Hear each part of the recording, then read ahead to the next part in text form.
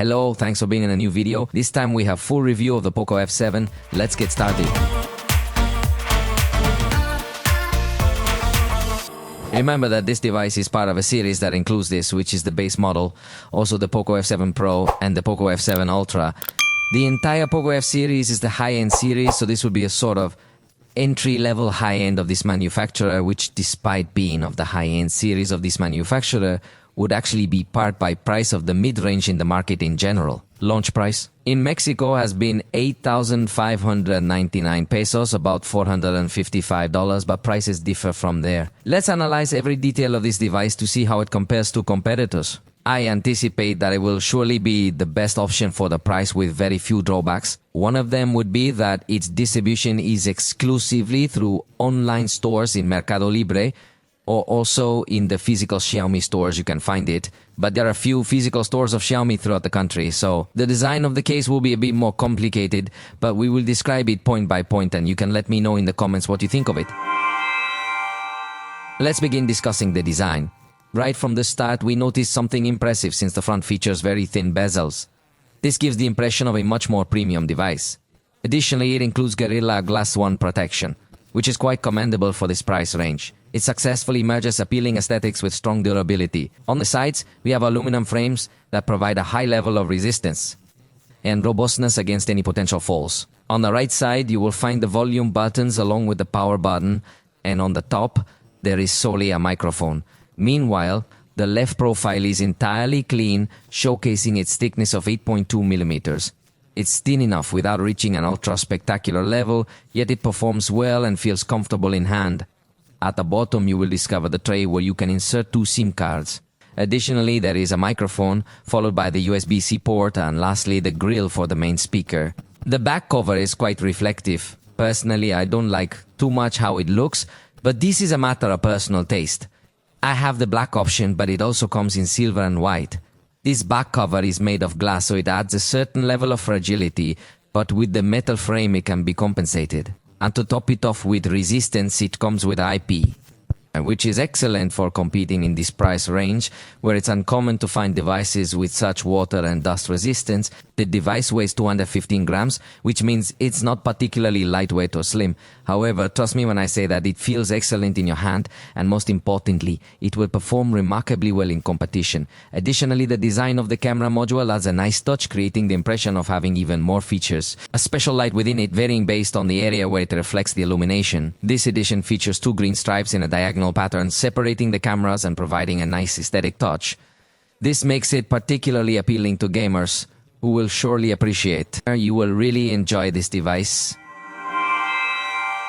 The screen is very wide with 6.83 inches, uses perfectly well the space, and offers us a ratio 19.5:9, quite comfortable for a cell phone. Its resolution is 1.5K, i.e. 1280 x 2772 pixels, so it gives us a little more resolution than we usually see in cell phones, reaching a density of 447 pixels per inch, i.e. all text.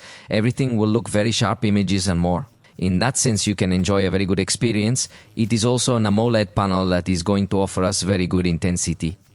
On colors. To be exact, in this case, it offers us 4 different types of color calibration. The original color Pro mode is the one that you see. Very good from my point of view, but even in the saturated setting, it looks great.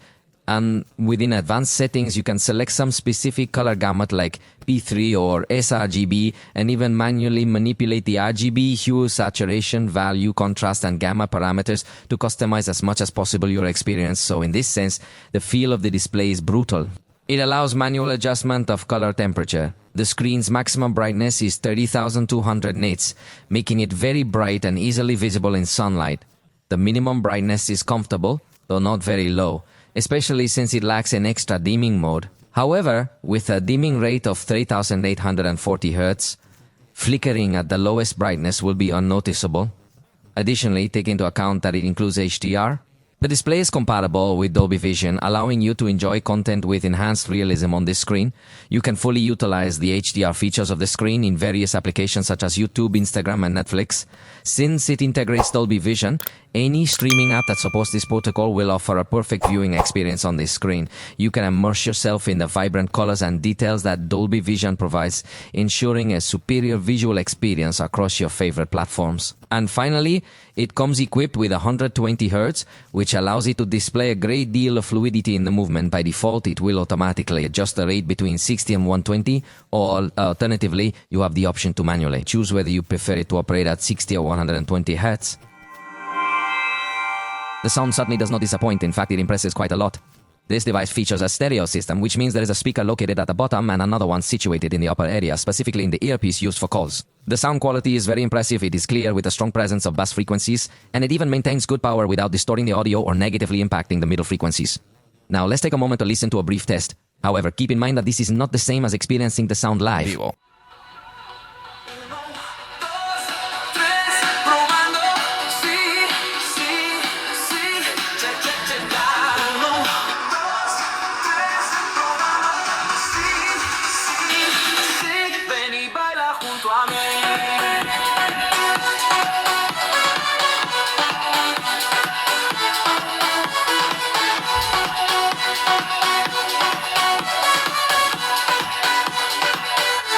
In addition, through software, it integrates Dolby Atmos in case you want that surround sound profile, or also Xiaomi sound. You choose which one you want.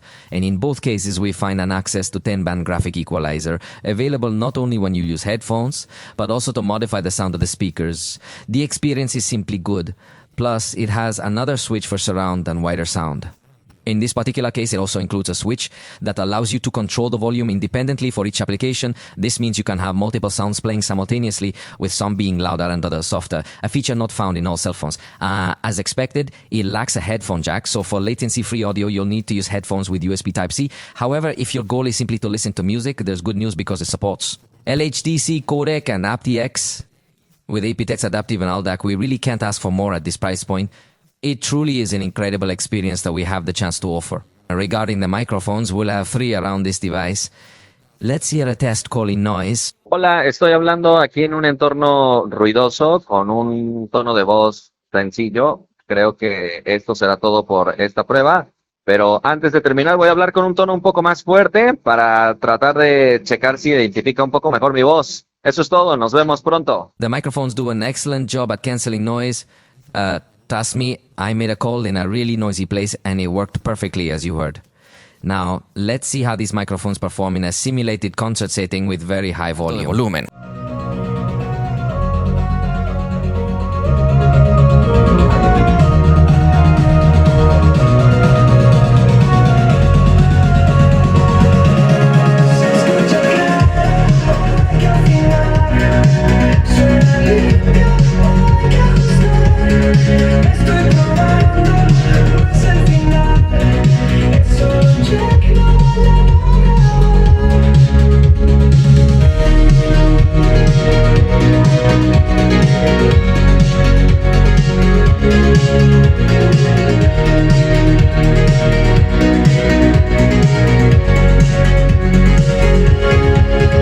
As you realize, the device does not generate any distortion in these environments too noisy, so it behaves really very well. To close this block, you should know that this device has a vibration motor on the X-axis, as it should be in a device focused on gamers. The feedback in the hand will be premium. Also in the configuration, if it has intensity adjustment of this vibration. The front camera is 20 megapixels with an f2.2 aperture. It has fixed focus, and the sensor, to be precise, is a single OmniVision OVB. For quick access to the camera, you can double tap the volume down button. However, the device must be locked for this gesture to work. Luckily, it also features the gesture of double tapping the power button. This option is disabled by default, so you'll need to enable it in the settings. But once enabled, it lets you open the camera whether the device is locked or unlocked whenever you want. This front camera, it notes that it offers us really excellent agility in this regard. The experience is quite impressive. It comes equipped with a button that allows us to change the width of this lens. Additionally, we will discover another button to load various beauty options, including softness, tone, and many more features, truly. It's a device with many features to enhance the face. There are filters we can preview in real time, and as you see in the corner, this option is available too. Dynamic shooting in this context refers to capturing a photograph that includes a brief video clip attached to it. This feature allows you to relive that exact moment more vividly. Additionally, it provides us with a sort of flash control, you could say, though it will be managed via the screen. If you swipe upwards, you will be able to access several other additional modes as well. By the way, there's something quite odd about the panoramic photography mode on this device. For some strange reason, it needs to be downloaded separately, and unfortunately, it isn't compatible with the front camera. Speaking of the front camera, I believe it's rather basic. You can notice this yourself as it doesn't offer a particularly high level of detail, which might be disappointing to some users. However, it's important to mention that, particularly in certain situations, it might still serve its purpose adequately. The level of detail is quite simple to achieve due to the focus, as it has a fixed focus. However, unfortunately, if you find yourself too far from the camera or with your arm fully extended, the level of detail will decrease significantly, and the result will appear to be of low quality. Notice how curiously, if you are really quite close, the level of detail is going to increase significantly, which is very strange because nobody usually takes selfies this close. Even if you put your hand right in front of you, it will more or less appear to be in focus. So the fixed focus is really not great. In backlit photos, it fails to properly compensate for highlights and shadows in the preview, but in the processed photo, it does make adjustments, although the result is a bit lower in contrast. And take note of how there could be some areas that were not compensated correctly, such as this finger, which stayed dark unlike the other dark areas. So the camera's behavior is quite basic. We can even observe chromatic aberration in this front camera, which is not very common. During the night, you can notice that we are not achieving a higher level of detail either. It remains quite low with just simple colors. At night, it will attempt to remove backlighting, noise, but it can also remove textures and details. Using the screen as a flash might improve image contrast. However, it still appears to have quite a plain quality. This is how night selfie portraits would appear. The bokeh effect, in my opinion, is nice. Yet again, the level of detail is really quite low. Although, observe how in a daytime portrait photo, we notice that it manages to keep objects in focus, demonstrating really very good behavior. Therefore, I believe that daytime photos might indeed be sufficient. Someone who isn't overly focused on taking selfies. If your main priority is selfies, then I believe you might be able to find a more suitable option elsewhere. On the back, we find 15mm ultra-wide camera with f2.2 aperture and fixed focus, using an 8-megapixel sensor made by OmniVision.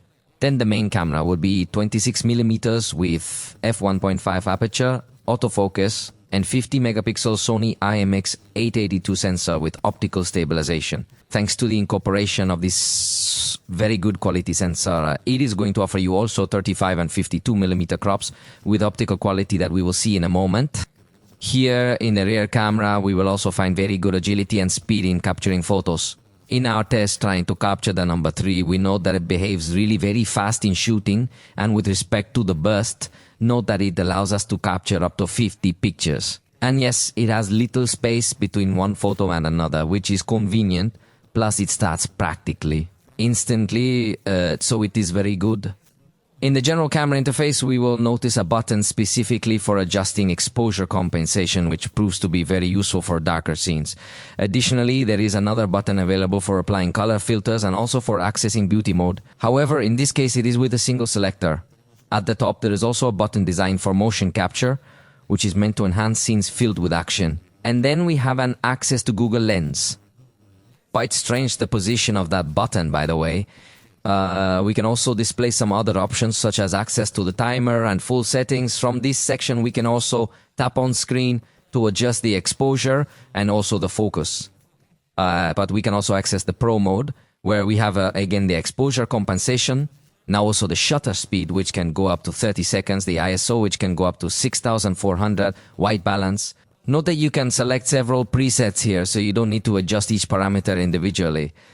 Just a couple of taps and you can set it to your preferred picture capture style. It's really suitable for more professional photography. You can actually load various presets that you have the option to download, because as you can observe, these presets can indeed be exported and shared with your friends. Naturally, in this particular case, we will also find the option to take pictures in RAW format, not just in JPEG. Additionally, over here, there is another button which allows us to adjust the saturation, contrast, and sharpness, enabling you to customize absolutely all the parameters to your liking of your photograph to have specifically the photograph that you like. Here, you also get to look at the histogram. Within the photo settings, you have the option to select which watermark you prefer, if you want one, or you can choose to disable it entirely. Additionally, here you will find some artificial intelligence recommendations, and something I personally enjoy is the ability to adjust the default focal length. If you prefer the default 35mm view, you can set it for a different perspective. Select high compression for photos to save space and adjust quality. Besides offering these shutter options, it allows you to touch any part of the screen to capture the photo. It can also detect your palm for taking pictures. Additionally, you can add another shutter on the screen by dragging it to the desired position for taking the photo. It doesn't support adding multiple pages, but it offers enough features to make photography more convenient. And when it comes to smart capture scenarios, keep in mind that the document scanner operates in a specific mode. From this mode, you have the option to capture the photo with 3 different color profiles. You can choose whether you want it to appear as a cropped photo in black and white or with an enhanced mode that optimizes contrast and color. However, it's important to note that you can only take photos one at a time. It doesn't allow you to add multiple pages or anything similar. Exporting to PDF complicates it because the message Xiaomi's print feature lacks the ability to export directly to PDF. Instead, you must choose the native Android print option. From there, you can select to export to PDF. However, exporting multiple pages as a PDF isn't possible in this way. Therefore, you need to utilize the scanner feature available in Google Drive for that purpose. Regarding QR codes, be aware that in this scenario, a very subtle button appears immediately on the left side, allowing you to open the action link to that QR code. Let's take a look at the results with the ultra-wide camera. I believe it does a pretty good job at representing colors accurately. There is a nice level of detail, at least good enough, and in these types of outdoor conditions, it performs well overall. As for the main camera, it also performs well in these situations, even when there are some areas with less intense shadows. It manages a good balance, and the level of detail is really quite nice. The camera offers a 52mm crop with 2x zoom, maintaining optical quality, which also looks good enough. In 5x, we also see an acceptable quality, but it is beginning to be more noticeable that it is digital zoom and the maximum zoom is off. I think that in objects that do not have such a high definition, it does not manage to make such a good improvement, but quickly observe here another carousel of photographs so that you can see how in objects that have a slightly clearer definition, it does improve the details a little without being a spectacular zoom, but I think that for the range it can compete well.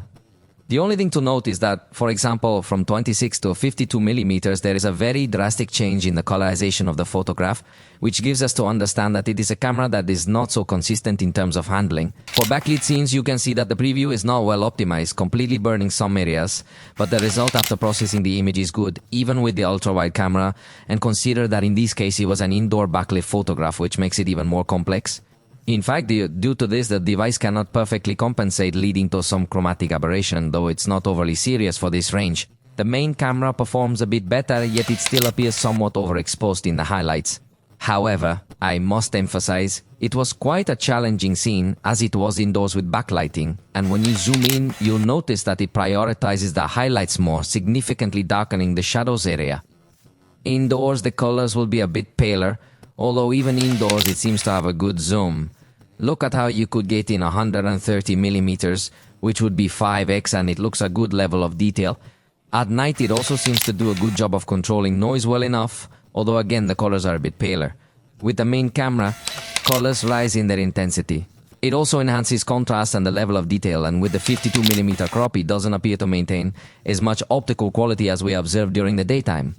For macro photography, this is about as close as you can get to any small object. Using the main camera, the bokeh effect that is generated looks very nice and quite pleasing, so for macro photos I believe it performs well.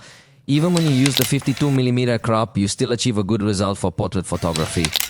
The device does a good job of keeping the foreground areas in focus. In fact, the level of detail is also good at this 26mm setting. The blur effect looks natural with the 52mm crop. You're going to notice that unfortunately it doesn't manage to keep the level of detail well, and in this case you see a much blurrier, slightly paler photograph. Overall, he doesn't seem to be a portrait specialist. For video recording, we find 4K at 60 frames per second for the main camera exclusively, but if you want to record at 60 frames per second with the front camera, you'll have to go down to Full HD, and the ultra-wide camera can't record at that quality. It stays at Full HD at 30 frames per second. On the video recording screen, notice that we're also going to have this extremely useful exposure compensation selector, access to filters, including the beauty mode as well. However, when you apply any of these filters, the resolution drops to Full HD. Additionally, you have bokeh recording available here, and by swiping up and down, you can access this extra menu. In this menu, you can enable stabilization and even access a teleport feature, something that not every device includes. For content creators, this is quite useful because it allows you to read your script directly from here, and you can also adjust the scrolling speed along with the text size. Of course, you can use it with the front camera as well. And when recording video, notice that we're going to have this slider for the zoom that's comfortable, although it doesn't move that fast, so you're probably going to have to keep releasing your finger several times and you lose a little bit of fluidity with this in. The zoom. There's a button to pause and resume recording, and another to take pictures. However, we can't turn on the flashlight or switch to the front camera without stopping the recording first, which is odd. Here you're watching a demonstration of the video in 4K at 60 frames per second, which you can capture. Honestly, the detail level doesn't seem very 4K to me. It appears less detailed and has aggressive exposure jumps. Recording in 4K at 30 frames per second. When indoors, we will once more notice that these aggressive jumps in exposure are consistently maintained. At certain times, it becomes evident that the exposure setting tends to fail, even causing an annoying flickering effect. This confirms that this device is rather basic for video recording purposes.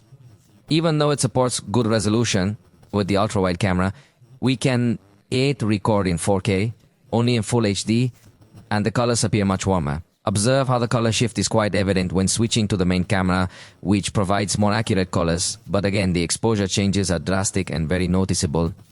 Indoors, it still maintains it does a good job without too much noise and with sufficiently well saturated colors, although paler than outdoors.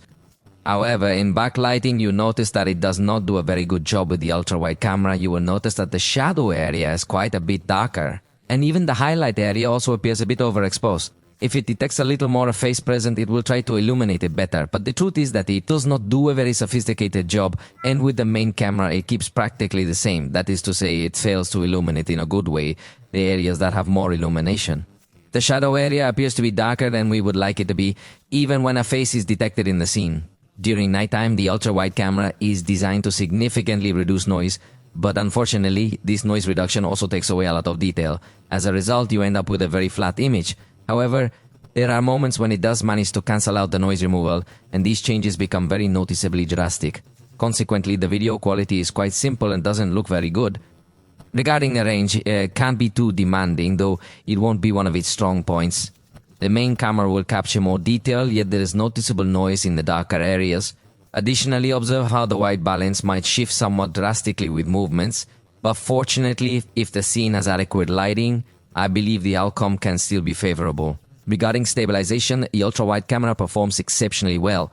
Keep in mind that it records in Full HD, which makes it somewhat easier to stabilize video at this resolution, especially when you factor in the powerful processor it includes. It handles this aspect very efficiently. Very well, superior to almost all competitors.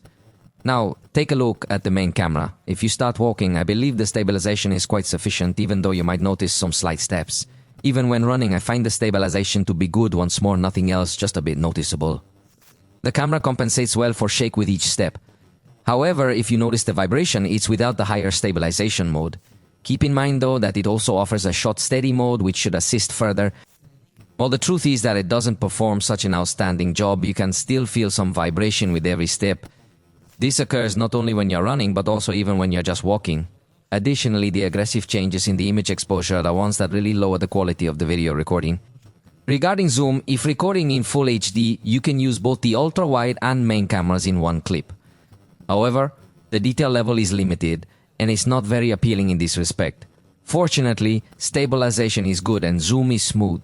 In 4K recording, the camcorder cannot be used. Ultra-wide, and I'd say the detail level is even lower. So to record with zoom, the ideal is to lower the resolution to Full HD, because really the level of detail is very low. You see a very blurry image. The focus appears to be one of the most positive features of the cell phone. In this regard, we don't encounter much confusion. It's a focus that responds both quickly and accurately.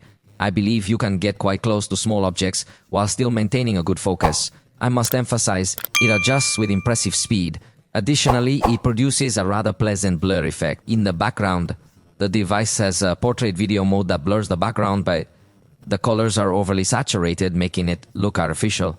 I consider the blur effect to be a positive thing. Even the edge detection isn't too bad, but due to the colorization, the video appears to be of low quality. What I appreciate is that when you get closer, the blur increases substantially, providing an even more realistic effect. It can keep nearby objects in focus, especially your hand. Yes, but I insist, the reality is that due to the device's lighting management, the recording doesn't turn out as nice as we'd like. This device also includes fast motion, which thankfully can be in 4K and features a basic 4x speed setting. It's ideal for capturing movements of people without making them appear overly fast, so it performs well in this aspect. In fact, you'll notice that the ass camera comes with stabilization, allowing you to walk around without it looking too exaggerated. However, you might still notice a hint of footsteps. However, if you prefer a static yet fast camera, you can also increase the speed to begin capturing landscapes and similar scenes. Therefore, it's a quick camera with excellent settings that will enable you to fully utilize the capabilities of this device. Concerning the slow motion feature, it can reach up to 120 frames per second, and the file is recorded at this rate, allowing you to later edit it and select precisely the segment you want in slow motion. You could also record at 240 frames per second, and once again with the file recorded at that very same rate, and in this case it's still in full HD. The slow motion is superior to what other competitors can offer. In fact, you could go all the way up to 960 frames per second to practically freeze time, although they are interpolated frames, so if you notice a bit of extraneous motion, that's why. What bothers me the most is that it doesn't resume at normal speed, creating a strange feeling. Xiaomi still hasn't improved this slow top camera. For the front camera, recording is going to be simple. In fact, it is not the highlight in its category because it cannot record in 4K, although the image quality looks good enough, especially if you have good lighting. Also, stabilization will be positive because even when walking is seen to control the movements well, but in backlight will not be able to record with a very outstanding quality. You might observe that the highlights appear to be somewhat overexposed. During nighttime, you will likely notice a significant amount of noise and a lack of definition, particularly if there is considerable movement. Additionally, there is an attempt to enhance the color saturation, but it can result in becoming excessively saturated, especially with the red hues. In situations with lower lighting, you will notice even more unusual movements, which is why it is not advisable to use this device for recording unless you are in a very well-lit environment.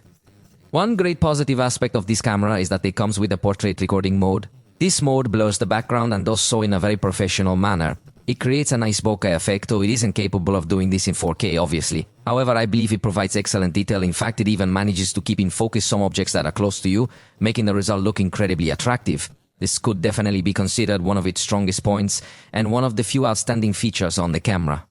Finally, this front camera provides us with a fast camera mode, featuring stabilization, behaving just like the rear camera. Additionally, you can access HD slow motion at a rate of 120 frames per second with this front camera. Interestingly, it lacks a dual camera mode. At the software level, it includes Android 15 alongside HyperOS version 2.013.0 to be precise. Thankfully, it offers 4 years of software updates and 6 years of security patches. This is quite good, though not the top in the industry, yet it is certainly more than sufficient to ensure an excellent lifespan. When it comes to additional options, you know that in terms of customization, it stands as one of the operating systems with the most extensive capabilities. Instance, when it comes to the lock screen, we will discover a few default templates available here that can be filled in to enhance the appearance of your pictures, making them look quite appealing. It includes a depth detector feature, allowing the lock screen to be displayed in various layers, creating this effect. Very nice. Honestly, in this aspect, it gives the experience very premium.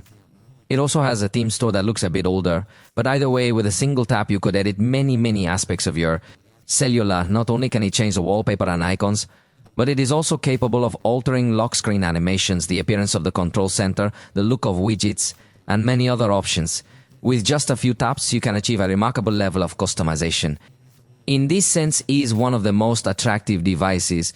It also has the always-on display function, in this case with an intelligent behavior or only for 30 seconds. It must be said that in reality the device is not going to stay always with the screen on, so I'm not very much agree that always on display if not going to stay always on, but At least the smart management tries to detect when you're looking at the screen and when you stop looking at it to turn on, but note that it's not as quick to react, so the experience isn't going to be as premium in the always on display sense, although it does have several watch faces that you can use from digital smartwatches, analog smartwatches and more. The device supports gestures like 3-finger hold for zone capture. Then you can choose certain elements or slide 3 fingers down for full captures. If you need to capture more than shown on screen, there's a button for that. In the screenshot editor, you can use the brush to censor content if needed. Within the gestures, you also have the option to double tap the power button to turn on the flashlight, but you couldn't open the camera with that same gesture, and it has the option of 2 or 3. Taps on the back that you can map, for example, to take a screenshot or to open the control center and many other tools. So these are really shortcuts. Very useful, though it's a global system not centered on China. It is optimized for Alipay and WeChat. In that sense, the experience does not feel as refined as it should. The one-handed mode of using the device is very simple and also somewhat difficult. The sidebar is tricky to activate, so it only scrolls down the top contents without resizing the whole screen. And I must stress, activating it is quite complex.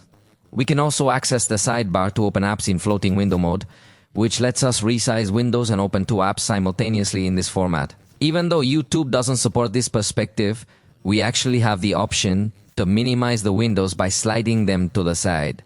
From this point, we can also open applications in a split screen mode. To do this, simply press and hold on any icon, then choose the option that allows us to have this additional view. By doing so, it's possible to have up to 4 applications open simultaneously. Furthermore, we can easily transform these views from a split screen setup to a floating screen layout if that's what we prefer. But this sidebar will also be useful when we are in video applications because it allows us to record the screen, take screenshots, or project it directly wirelessly. In fact, we can also activate subtitles with artificial intelligence, which is something I told you about in another video. You can configure its language, so even if the video doesn't have subtitles officially, even if your phone is on silent and has no volume, you can still read everything they are saying, which is really quite useful. Additionally, we can find an option to change the screen color style along with a Dolby Atmos selector and surround sound settings. These are accessible directly from this menu, so there's no need to navigate all the way into the settings. You have the ability to manually choose which video applications should display these extra options. However, the configuration is somewhat concealed due to the suboptimal design of this operating system, which unfortunately has a significant amount of redundancy. Additionally, for video call applications, you can enable a fill light from this sidebar. This light will illuminate the outline to enhance the lighting on your face. Moreover, there's a noise reduction button available, although it's interesting to note that this feature is not accessible for video calls, possibly intended solely for voice calls. Furthermore, we have the interpreter mode, which allows us to communicate in one language while letting others hear us in a different language. You can also go more or less see the subtitles and these artificial intelligence functions. But something very interesting is that it would also be able to recognize some gestures to put animations on top. I think these little details do give a nice touch to the software of this device. Although, curiously, unlike video applications, in this case does not bring a selector for you to set which applications you want these options to be displayed, at least with WhatsApp if it is available, but I'm not sure if it will be available with more video calling applications. The software certainly offers a considerable amount of options. However, as is often the case, it is perceived as having a rather simple quality. This is mainly due to the inclusion of ads, which you will encounter even under the most basic system conditions. For instance, take note that if you are watching a video from your gallery and it ends abruptly, it will instantly redirect you to a different application. When you return, you see ads mixed with your video list, which is quite unpleasant. These ads also show up in other system tools, and honestly, it's not great to see that. However, it's understood that the brand is trying to keep phone prices down, but this is the trade-off. I'd like to see improvements in future models or generations. Regarding the functions of artificial intelligence, I have left a video in the description where I explain in detail, point by point, how Xiaomi Hyper AI operates. In that video, I demonstrate how each tool functions. For now, I just want you to observe the vast array of tools it offers. The AI typing feature has been updated since the previous video I made. Now it is available in almost any text field, so you have the option to select a text, and then the AI indicator appears, allowing you to transform this text in every possible way you can imagine. I must emphasize in that video linked in the description, you will be able to observe the operation in great detail. Previously, the generation of dynamic backgrounds utilizing artificial intelligence wasn't available either. So you have the ability to upload a simple photo, and this tool will transform it into a somewhat animated video. In the gallery photo editor, there are numerous artificial intelligence functions that I had previously mentioned to you. However, the one I hadn't discussed in that particular video was the enhancement feature, as they have only just added it recently. Essentially, what it will accomplish is to provide a bit more resolution to the image. Very useful for photographs with significant zoom, or for restoring somewhat old photographs, because if it could provide you with an enhancement, even though, honestly speaking, the difference is very subtle, you can't even notice it, but the rest of the functions are pretty good. I tell you in that video, and one last thing that I had not told you in that video is that in Xiaomi own browser, we will find this artificial intelligence button that will also give us. It also lets you extract key points from the page you're reading or even translate it, so I believe these tools can enhance your productivity. And talking about Google tools, I mentioned that it includes Gemini, which was anticipated just like any Android device. Additionally, it includes the feature called Circle Search. This allows you to hold down the button and lock any item on the screen to search for it. You can also translate all the content displayed on your screen with just one touch. This makes it very practical in that regard, and overall the experience is quite comprehensive. In security, as a fingerprint reader inside the screen, it's optical, emitting bright light for recognition, supporting up to 5 records. Being in screen, it lets you change animations during recognition and for shortcuts when unlocking by holding your finger and sliding to a configured icon. It also has 2D face unlock without advanced features and has Xiaomi Smart Unlock, which is only compatible with Xiaomi Bluetooth accessories, so it is not as advanced as the Smart Unlock offered by Google. It also offers the secure folder within the file manager where we can privately store some items. Alternatively, there is also the second space feature, which lets us use a different pattern on the lock screen to access an entirely separate space. This space has its own apps and files, functioning as if you actually had 2 distinct cell phones on one. It also blocks applications to prevent unauthorized access. Alternatively, you have the option to hide them entirely. Additionally, you can clone applications, allowing you to operate 2 accounts on the same cell phone. This applies not only to messaging applications but also to any other apps installed on your phone. It is important to mention that it lacks a child mode or a private VPN. However, it does include an antivirus feature, which is developed internally within the security application. Simply put, it operates independently without collaborating with other cybersecurity firms, a security with more renown. Therefore, we are not entirely certain about its effectiveness, but it does provide an extra layer of protection in addition to Google Play Protect, which is available on every Android device. In the description, I have included a video where you can explore all the various security features that are accessible on other Android phones. However, please note that the extended unlock feature, which I mentioned earlier, has its own unique implementation by Xiaomi. The battery has a capacity of 6,500 mAh, which sounds impressive. However, what do you think? It's one of those specs that look great on paper, but in reality, it disappoints. In my usage test, the battery life was actually less than other phones with just 5,000 mAh batteries. It lasted only 4 hours and 6 minutes. Even when apps were running in the background, the operating system didn't manage power consumption well, leading to a total battery life of just 4 hours and 36 minutes. So when you push the device to its maximum capabilities, you'll notice that the battery drains quite rapidly. However, for simpler, more basic tasks, it performs surprisingly well. For instance, when playing YouTube videos with the screen set to 50% brightness, it achieved an impressive 22 hours and 42 minutes. Actually, at that point, a notification appeared, indicating that the phone was switching to a hibernation mode, which is essentially an extreme battery saver mode. Therefore, for regular daily usage, the battery life is going to be absolutely astonishing. When it comes to extremely high power usage, like intense gaming sessions, this battery will perform on par with other devices that have 5,000 mAh batteries. Keep in mind, it also offers a standard battery saver mode plus an ultra saver mode, which you can utilize in emergency situations. And if you do run out of battery, there's a 90 watts charger included in the box for you to use. Let's see the graph. The maximum power it reached in my first test was practically 70 watts. In 15 minutes, it recovered 38% of the energy. In 30 minutes, it reached 64%, and in 52 minutes, the battery was already charged, which is remarkably good considering it is a large battery. The device also integrates a full-speed charging mode. In 15 minutes, it reached 36%, even less than without this mode activated, but in 30 minutes, it reached 67%, and in 46 minutes, it was already charged to 100%, so fast charging is quite good, although it does not reach the maximum power of the charger. It It lacks wireless charging, not to mention reverse wireless charging. However, it does include battery protection features such as smart charging and a charge lock that you can set to only charge up to 80%. Actually, on the battery protection page, the device provides information on the battery health percentage and the number of charge cycles used. This data is crucial when selling or purchasing this device secondhand. When it comes to connectivity, there are no disappointments at all. It supports 5G networks and Wi-Fi 7, ensuring maximum download speeds. Additionally, it features a data blocking mode to restrict certain applications from using your mobile data, helping you avoid any unwanted surprises. It is also equipped with Bluetooth 6, which provides excellent stability and range, and it includes NFC for convenient mobile payments. Actually, it also includes Mi Band, which is a Xiaomi feature allowing two compatible phones to easily transfer images, videos, or other documents without a complex process. Additionally, it supports OTG to connect accessories through the USB-C port, although it does not support MHL. Therefore, you cannot use HDMI accessories to project a screen through a cable connection. However, you are able to project the screen wirelessly. It functions in a mirrored mode, and additionally, it offers more advanced features. For instance, you can project only specific content.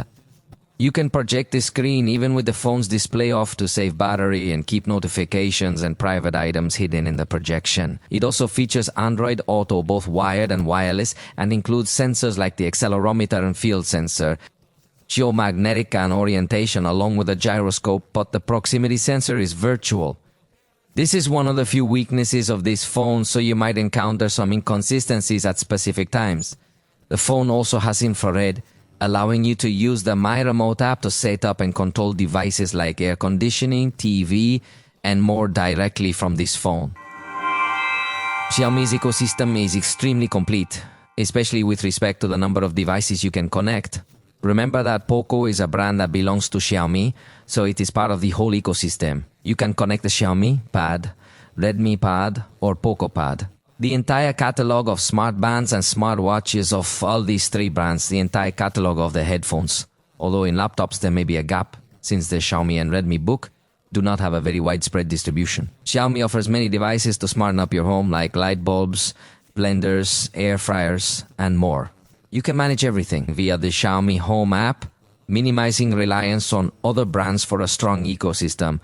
It also features interconnectivity between its devices for quick transfers, synchronized clipboards, calls, and more. That's precisely why I strongly insist that the only gap would actually be in the computer itself, but it comes with Windows linking functions pre-installed, so if you have a Windows laptop, even from other brands, you can create your ecosystem.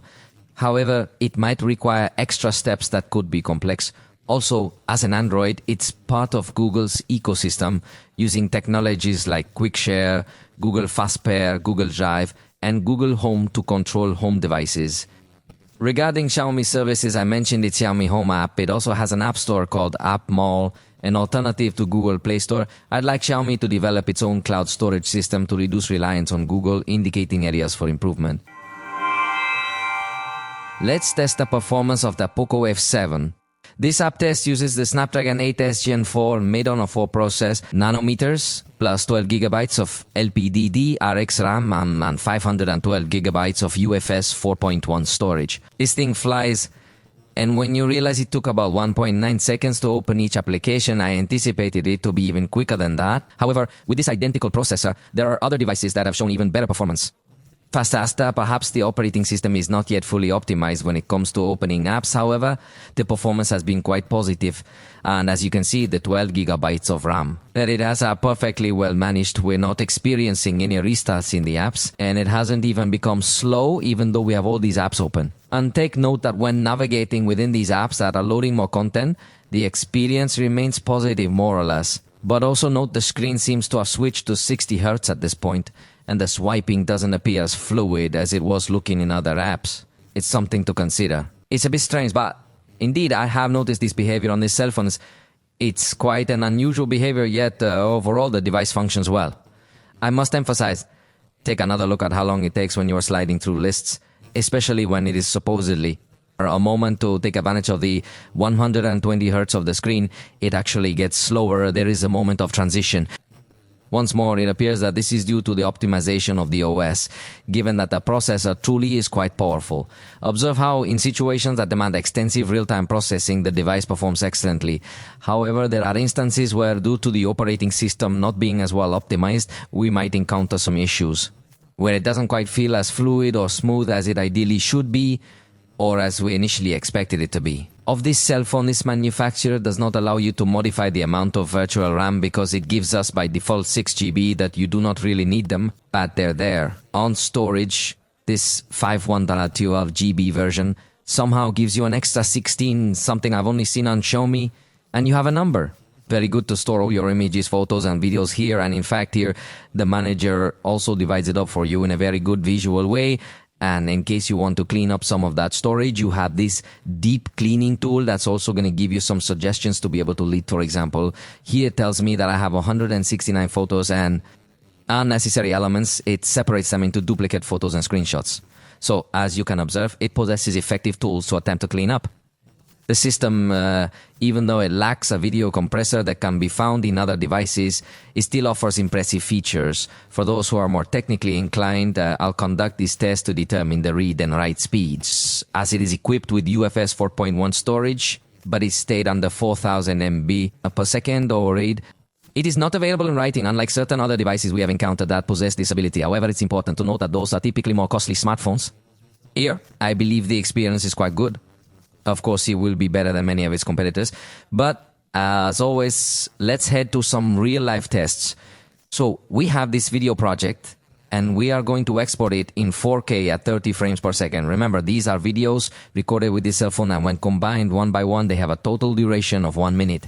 And there you have it. It took a total of 31 seconds. Disappointed by the specifications? Perhaps the operating system has a lot to do with the device not being able to achieve the highest performance in this type of applications. It has Game Center to access games, say online, that do not need any installation for providing a very basic form of entertainment. Split into various songs. Categories, that's for simple entertainment. For more, activate Game Turbo in security options if you can find it, once you create the shortcut. Here we can view our installed games. For each game, we have the ability to individually configure the performance settings according to our preferences. We can choose to set it for maximum performance if we want the best possible experience, or we can opt for an energy saving profile to conserve power. Alternatively, we may prefer a more balanced setting that provides a compromise between high performance and energy efficiency. This flexibility allows us to tailor the gaming experience to our specific needs and desires, ensuring that we get the most out of each game we play. Interestingly, you also have the option to customize certain specific GPU settings. This is possible because it has a Snapdragon GPU. For example, you could choose to set a maximum frame rate. If you wish to limit it, adjust the resolution, change the scaling of the anti-aliasing, and modify the anisotropic filter. Additionally, you can even enhance the quality of the textures if you desire a more advanced visual experience. Then you have numerous settings. In this manner, when you execute any of this content, you'll observe that this option will directly appear in this sidebar. This is due to the Game Turbo option, which further optimizes the device. It presents a selection of features it is applying and includes a button to clear the memory. Additionally, it offers an option to enable Do Not Disturb mode, capture screenshots, or record screen activity. You can also project the screen wirelessly and optimize the wireless network as well. Turn on the option of brightness directly from this section, and also change the style of notifications in case you don't want to have any more interruptions. It also includes a voice modifier. For games that include chat functionality, keep in mind that this feature allows you to adjust your voice to be higher pitched, robotic, or even deeper if you prefer. Additionally, you have access to these rapidly floating timers. However, as you can observe, it lacks the extensive gaming options found in other more specialized devices. Yet, POCO is a brand that typically places a significant emphasis on gaming, so I would have appreciated seeing a wider range of options available, like mapping the volume buttons, altering the screen display effects, and numerous other options. There's a button to open any app in floating mode to reply to messages or similar tasks. Without leaving your game, but I insist there are limited options. We begin with Call of Duty, where we find exceptional graphic quality at our max rate. Here we can up to the highest possible graphic quality. However, if we aim to increase the frame rate to an ultra level, the quality decreases to a medium level. In other words, it's the same performance we see in flagship devices. It's not something usual in the category, so it's something we can highlight, and because it's a gaming-focused device, we will put such a complex test. But believe me, in this price range, it would be usual to play with a much lower graphics quality. First, we gave priority to the graphic quality, and we must say that by default it records in 4K, at 24 FPS, but we increased it to 60 FPS for smoother recording and kept the screen recording at 16 megabits per second, which suffices. However, it's important to mention that this feature enables you to enhance the recording quality of your gameplays, reaching up to 50 megabits per second, especially beneficial for those action-packed national scenes. Therefore, from the very beginning, the tools provided for recording gameplays ensure that this device will offer you immense enjoyment as a gamer, whether you wish to share your gameplay experiences or not. As I was mentioning earlier, we are conducting a test that will relate to a device expected to be a much more expensive, significantly more costly than this cell phone is, and take note of the excellent performance it provides us, averaging 60 frames per second with consistent stability. Great, the temp, it did spike somewhat, but overall it's still not too bad at all. We prioritized a refresh rate in Battle Royale mode, and the device reached 90 frames per second with great performance, as the lowest was 88. So the device ensures an exceptionally smooth gameplay experience, offering impressive graphics that are comparable to those found on a high-end device. Observing such performance in a mid-range device is certainly very appealing. It is a device with remarkable power, though the temperature isn't as controlled as other cell phones. However, I believe we can overlook this, as it reached up to 42.7 degrees Celsius. Remember to work the temperature. Little has decided to incorporate a cooling system called Ice Loop 3D Dual Channel with a vapor chamber of 6,000 square millimeters, so it should. It cools the processor well. We played the same content in multiplayer, selecting Ultra, and it reached up to 120 frames per second. This results in an incredibly ultra-fluid experience when running these contents, and once more it's quite brutal, with the lowest peak reaching just 115, so it functions extremely smoothly without any lockups, maintaining almost perfect stability. Yet the temperature is slightly higher than we would have preferred, at 43.3 degrees Celsius. It doesn't become a serious issue, but it seems the temperature isn't perfectly controlled, even though it has intelligent temperature management with 13 internal sensors. Then we played Asphalt. In this case, we increased the graphic quality to the highest possible setting, which, once again, I must say, is not in line with its price. We managed to reach up to 90 frames per second by selecting everything at the best quality possible, yet interestingly, in this particular case, it couldn't climb beyond 60 frames per second, which means that it's just a curious fact. But for its category, the truth is that it is still a brutal performance. It maintains a super smooth experience, barely went down to 57 frames per second, so you do not perceive any moment of cuts, and is recording the screen at 60 frames per second with very good quality. For sure, this will be a device that gamers can greatly enjoy during their gaming sessions. It manages to keep the temperature well controlled, although it might not be its most powerful feature. Interestingly, it's worth noting that this device is designed with a thermal structure that enhances the comfort of holding it during extended gaming periods. Indeed, we can confirm that the phone does not feel uncomfortable in your hand while playing for long stretches. We then played Car X Street, which by default comes with several level 4 parameters. In this case, we just kept it in the default configuration. We increased the frames per second limit, and once again, we observe excellent quality while playing.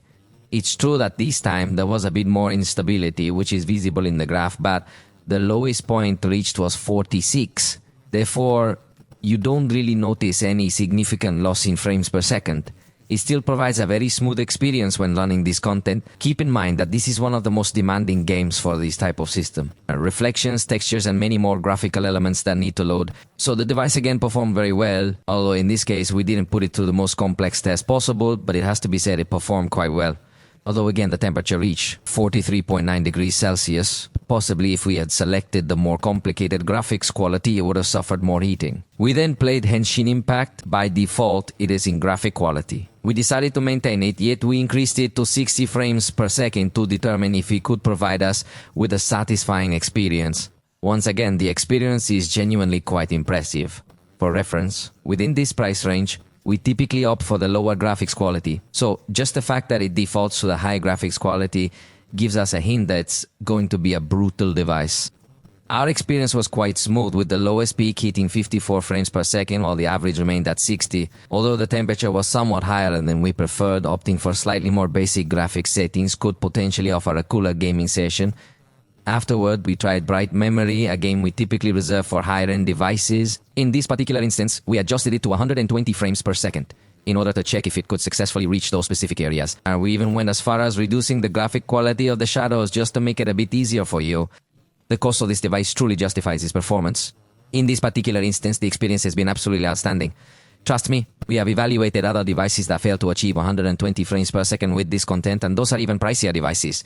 Therefore, in this scenario, the experience has been remarkably impressive. In my opinion, no other device will manage to run this content with such smoothness and high-quality graphics. It is a game that displays numerous reflections, a variety of effects, flashes, highlights, and shadows, all of which contribute to an experience that looks very high level. Seeing that execution at 120 frames per second is simply amazing. In this instance, the average was 111 because there was a slight jitter, but the lowest point was 74.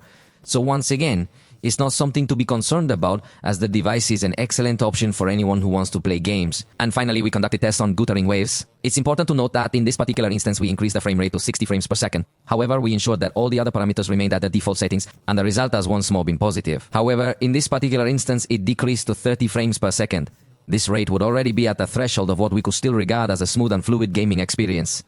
Then it indeed cost a bit more, exhibited greater instability, and the temperature climbed to 44.5 degrees Celsius. This in turn demonstrates that this game is the most complex among those we have been testing recently. However, you can still play it quite smoothly and comfortably while also recording the screen at 60 frames per second. Per second in resolution, 1.5K. So it's truly excellent. I must emphasize, if you are planning to record gameplays, you will have a fantastic experience because your recordings will appear sharp and clear, unlike other devices that may provide good performance, but their screen recordings are often of low quality. In this particular case, it offers a combination of everything we could possibly desire: a high-quality screen, great sound, an impressive vibration engine, and of course, excellent performance to maintain ultra-smooth gaming, even at higher graphics settings than expected for this price. In addition, when you use the game turbo mode, the touch sampling will go up to 2560 Hz, so that all your touches and gestures you make on the screen respond with much greater speed.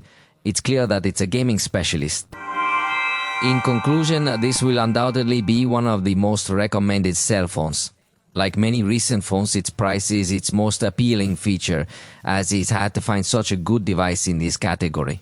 It boasts a good design, metal frames, water resistance, a spectacular screen, very good sound quality, and cameras that compete well, though not the most attractive in the range. Battery that can also compete well depending on the type of use you give it, but above all, where it will compete very well is in performance. Especially in games, it is a tremendous machine to play, so gamers could feel even more attracted by this cell phone. But for example, content creators would not feel so attracted because despite having a good performance, the front camera cannot record in K, and I think that lowers many points for certain types of users, but I think that for the average user it will be a spectacular device for the performance that can achieve. We've reached the end of this video. If you liked it, let us know. See you next time.